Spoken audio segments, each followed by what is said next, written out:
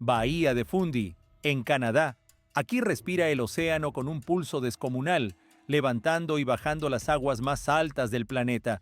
2 veces al día, una marea gigantesca empuja hacia el estrecho Golfo 160.000 millones de toneladas de agua salada y luego las retira, dejando al desnudo el lecho marino como si levantara un telón.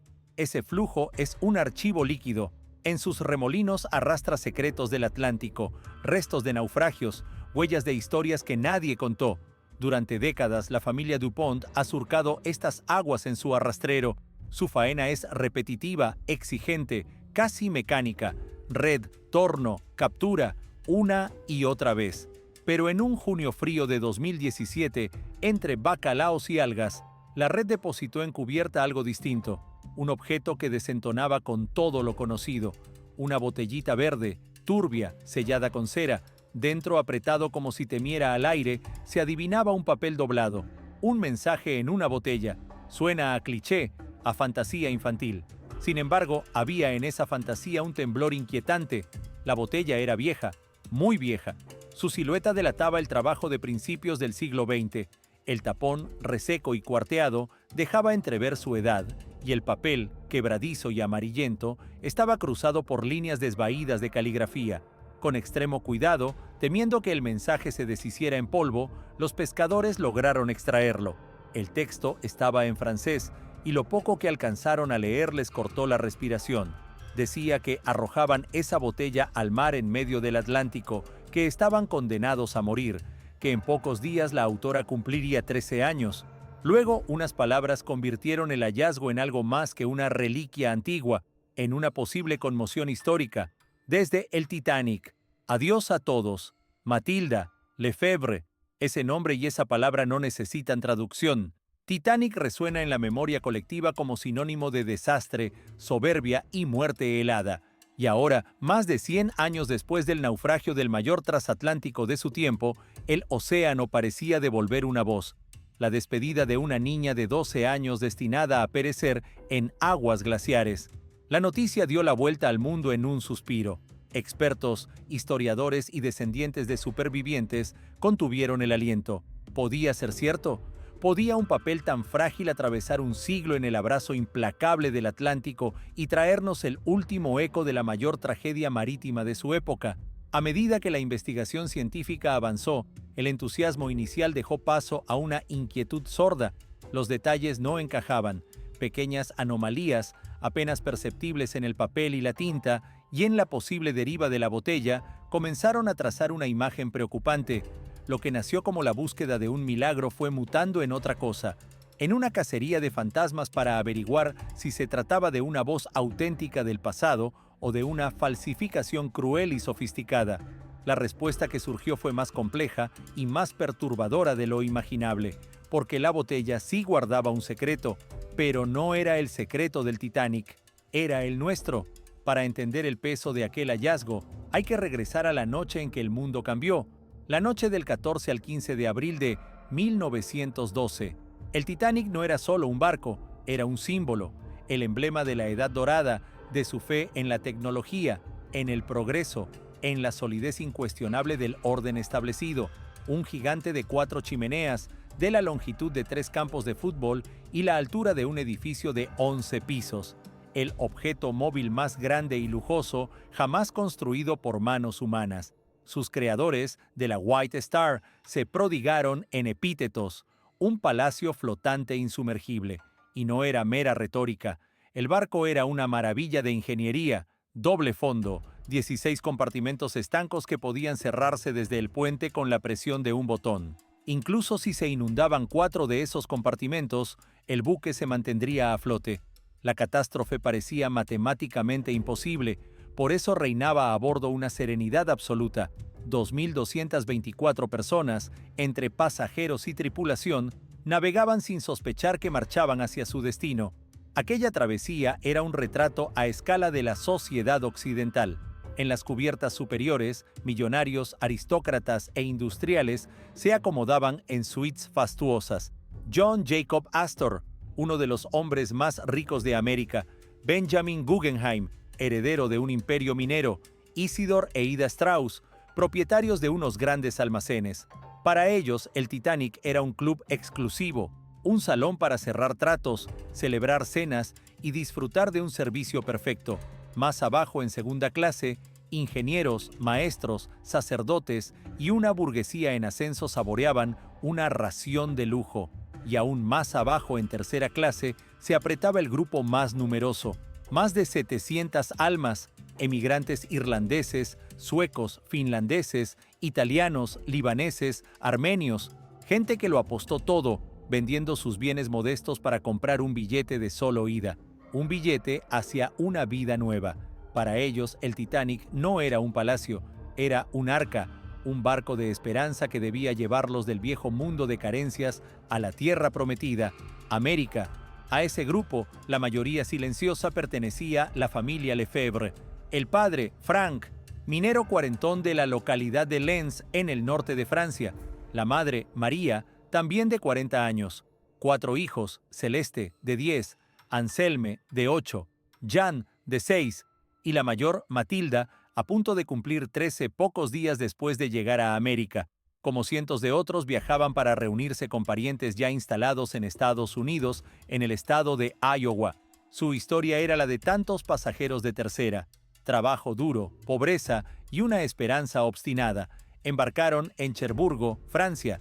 La tarde del 10 de abril, aquel coloso debió parecerles un mundo entero. Un mundo que 4 días más tarde sería su tumba. A las 11:40 de la noche, en una noche fría, sin luna y de mar en calma, ocurrió lo imposible. El vigía Frederick Fleet, oteando la proa, avistó un iceberg justo enfrente e hizo sonar 3 campanadas, señal de peligro. El primer oficial Murdoch dio la orden desesperada: todo a popa, timón a estribor. Ya era tarde. La inercia descomunal del buque le impidió maniobrar con rapidez. El costado de estribor del Titanic rozó la masa sumergida del hielo con un chirrido monstruoso. El golpe no fue violento. Muchos pasajeros apenas lo sintieron, pero resultó fatal. El iceberg, como un abrelatas colosal, abrió el casco a lo largo de casi 100 metros, rompiendo no 4, sino 6 compartimentos estancos. El veredicto de Thomas Andrews, el diseñador a bordo, sonó a sentencia. Al barco le quedaba 1 hora, 2 a lo sumo. Lo que siguió no fue pánico desordenado, sino un derrumbe lento, metódico y monstruosamente injusto. El problema principal no era que el barco se hundiera, el problema eran los botes salvavidas. Solo había 20. A plena capacidad apenas podían albergar a 1.178 personas, poco más de la mitad de los presentes, y ni siquiera se alcanzó ese número. En el caos de la evacuación, por la confusión y por la negativa de tantos a creer que el buque, insumergible, se iba a pique, muchos botes partieron a medio llenar. Se dio prioridad a mujeres y niños de primera y segunda clase. Los pasajeros de tercera quedaron atrapados. El laberinto de pasillos, las puertas cerradas, la barrera del idioma, todo jugó en su contra. De más de 700 personas en tercera, se salvó apenas 1/4 parte. La familia Lefebvre desapareció en la tragedia. Nadie sobrevivió. Sus nombres figuran en la lista de fallecidos. Sus cuerpos, si se recuperaron, no fueron identificados. Se disolvieron en la noche helada, convertidos en estadística.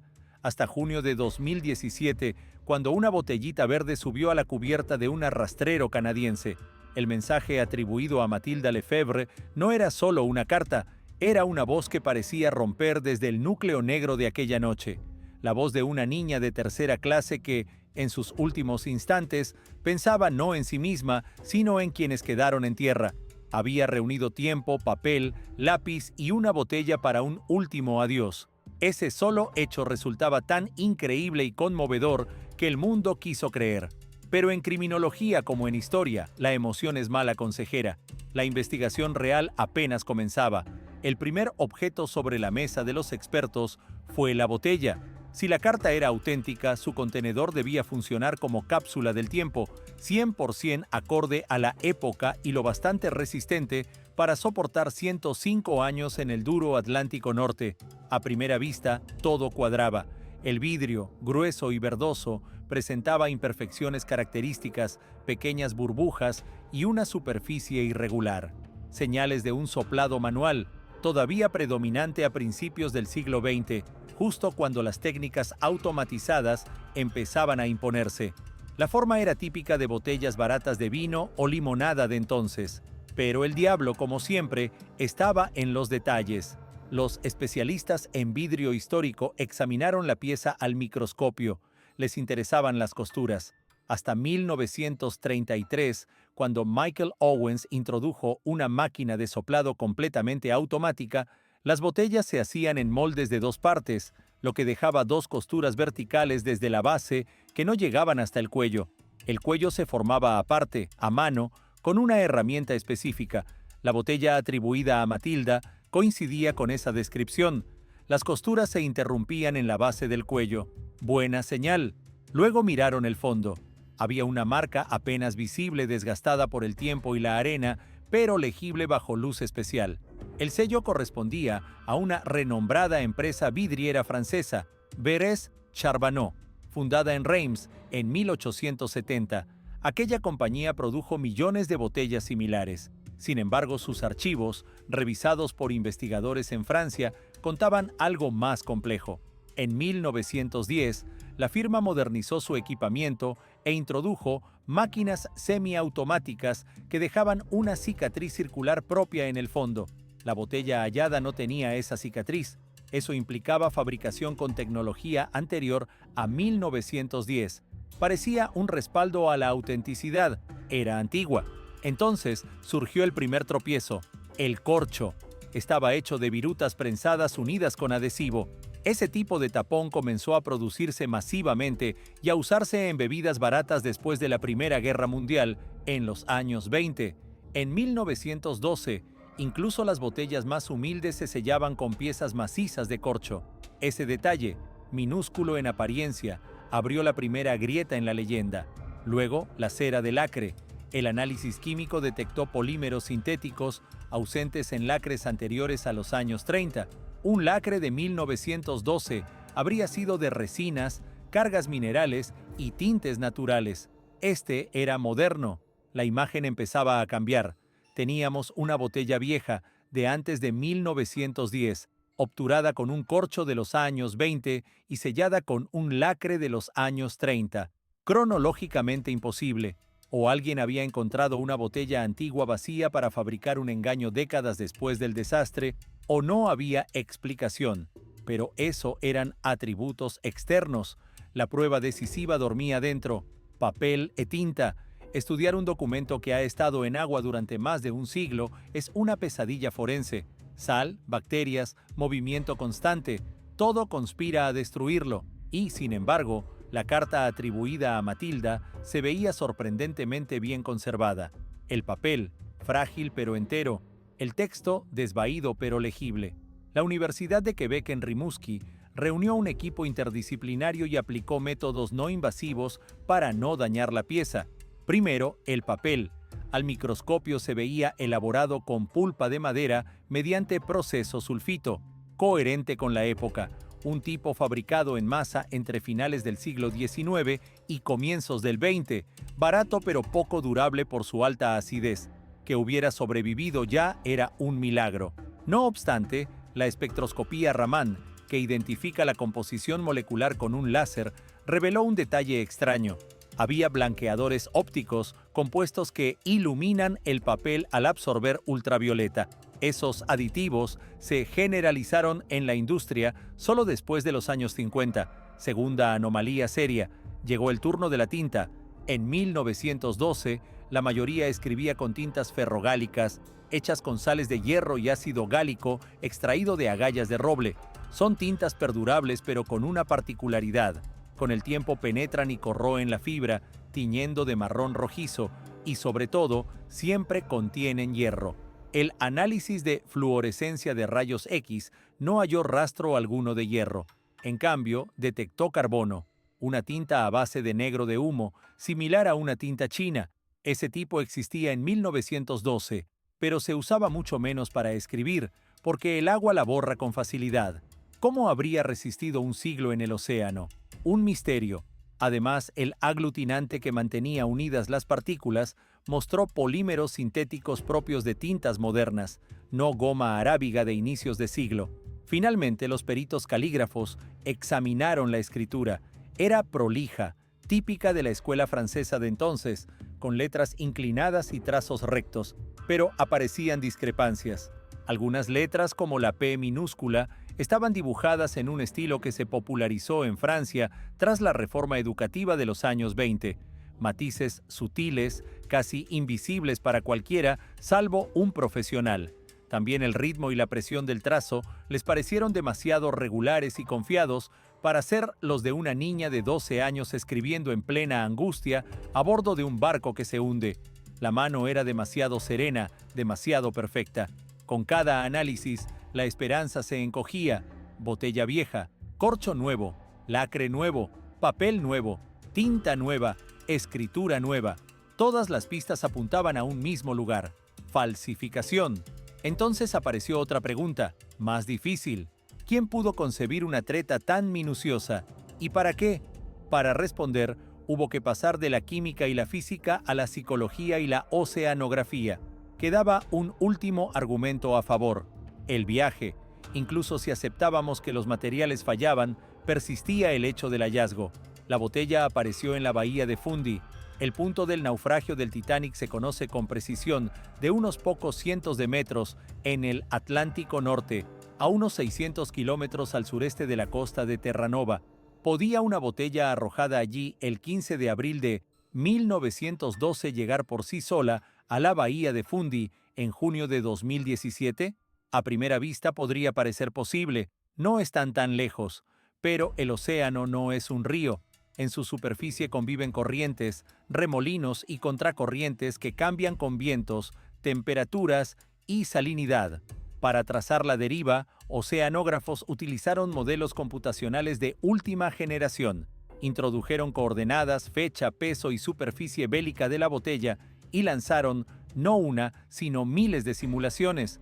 El modelo consideraba los grandes flujos de la zona, la corriente del Labrador, que baja de norte a sur bordeando Terranova y que llevó el iceberg al encuentro del Titanic, y más al sur, la poderosa corriente del Golfo, un río cálido que corre de suroeste a noreste rumbo a Europa. Los resultados fueron inequívocos. La inmensa mayoría, por encima del 98% de las simulaciones, indicaba que una botella lanzada desde el Titanic jamás habría entrado en la bahía de Fundy. La atraparía la corriente del Labrador rumbo al Atlántico Central, o más probablemente, la arrastraría la corriente del Golfo hasta las costas de Irlanda, Escocia o Noruega en pocos años o décadas. Para alcanzar la bahía de Fundy, tendría que lograr algo casi imposible: cruzar la corriente del Golfo y engancharse luego a un sistema costero complejo que se desplaza hacia el oeste a lo largo de Nueva Escocia. El modelo no lo consideró imposible, pero sí altamente improbable, con una probabilidad inferior al 1%. Habría hecho falta una secuencia única de temporales empujando en los momentos exactos. Los oceanógrafos fueron cautos. No dijeron imposible, dijeron muy poco probable. Para los investigadores, con el resto de inconsistencias, fue el clavo final. Cuando tienes una botella con corcho y lacre modernos, con papel, tinta y caligrafía modernas, y además el trayecto, solo se consigue con una probabilidad de 0,1%. La conclusión se impone: no hubo viaje desde 1912. La botella no se lanzó en medio del Atlántico entonces. Se arrojó poco antes de su hallazgo, en algún punto cercano a la costa canadiense. El mito se deshizo. El milagro no ocurrió.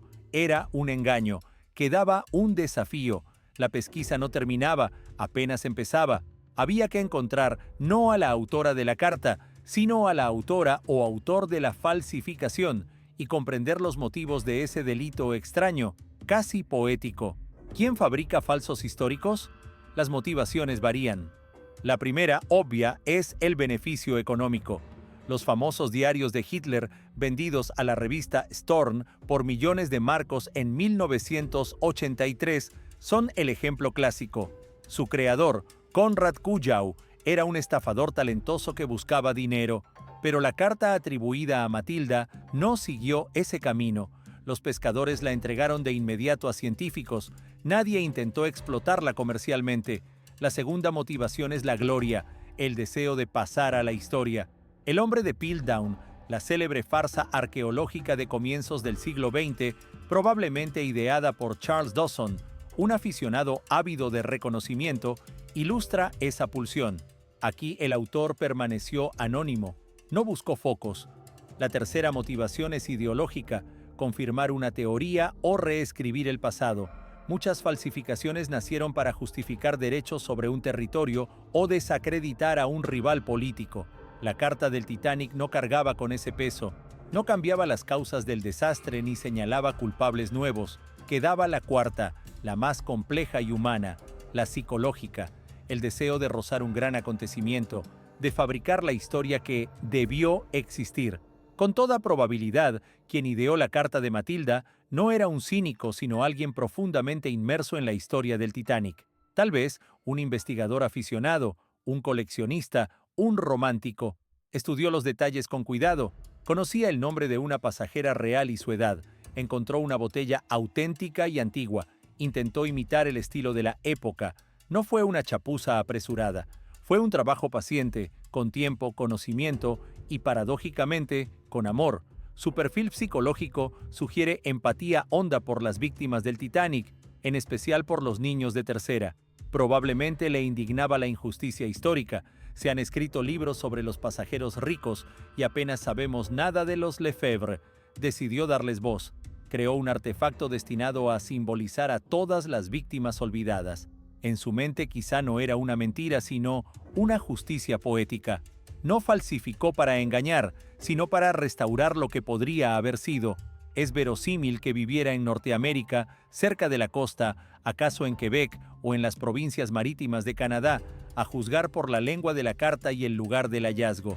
Sabía de historia, de caligrafía y quizá de antigüedades. Era paciente y metódico, pero no un profesional forense. Cometió errores. El corcho, el lacre, la química del papel y de la tinta son detalles que un aficionado puede pasar por alto. Un falsificador profesional, habituado al mercado negro, habría sido más cauto. ¿Por qué arrojar la botella al mar? Porque esa puesta en escena convertía un falso en leyenda. Si hubiera presentado el documento como hallado en un archivo, habría suscitado sospechas inmediatas.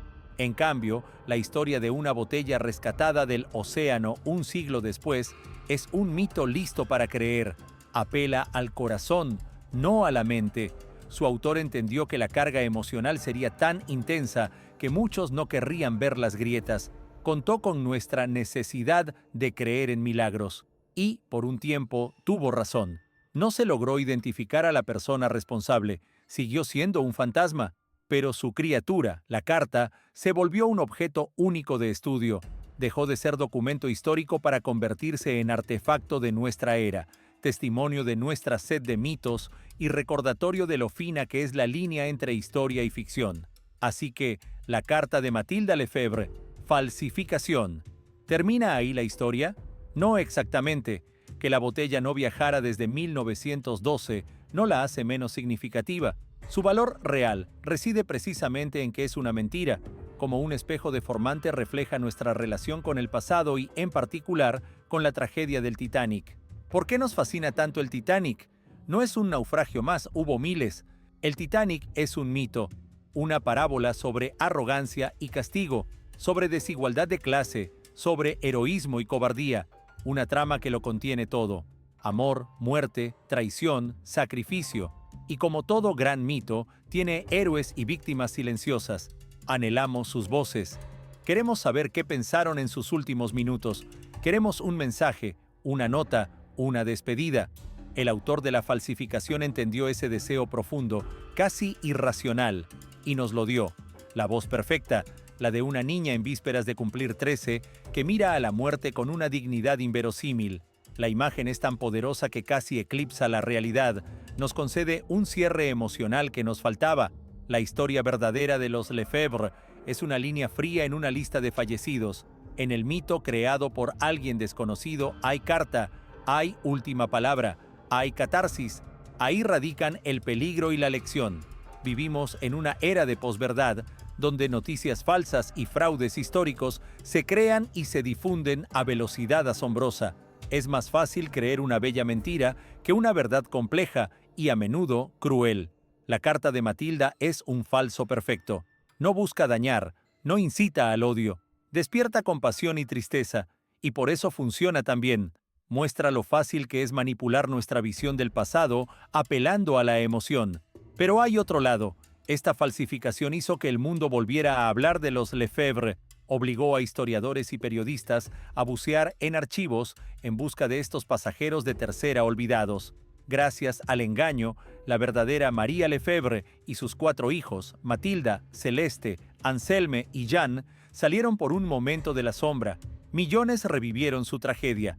Paradójicamente, la mentira ayudó a restaurar memoria, y entonces aparece la pregunta final. ¿Qué es más real? ¿El dato seco y aséptico de un archivo o el mito que nos hace sentir y empatizar? La carta de Matilda Lefebvre es falsa, pero la emoción que provocó fue auténtica. Tal vez ese era el propósito de su creador. No embaucarnos, sino obligarnos a recordar. Jamás sabremos qué ocurrió exactamente con los Lefebvre. Si quedaron encerrados abajo, si lograron salir a cubierta, si vieron las últimas luces de un Titanic que se alejaba en la oscuridad. Su historia, como la de otras 1500 víctimas, quedó allá, en el fondo, en un silencio absoluto. El mensaje en la botella intentó quebrar ese silencio. Fracasó como hecho histórico, pero triunfó como gesto emocional. ¿Fue su autor un estafador cínico o un artista que compuso una pieza sobre la memoria y la pérdida? ¿Cuántas otras mentiras verdaderas yacen aún en las profundidades de la historia, esperando ser encontradas? La verdad no siempre es evidente. A veces, para hallarla, primero hay que creer una mentira,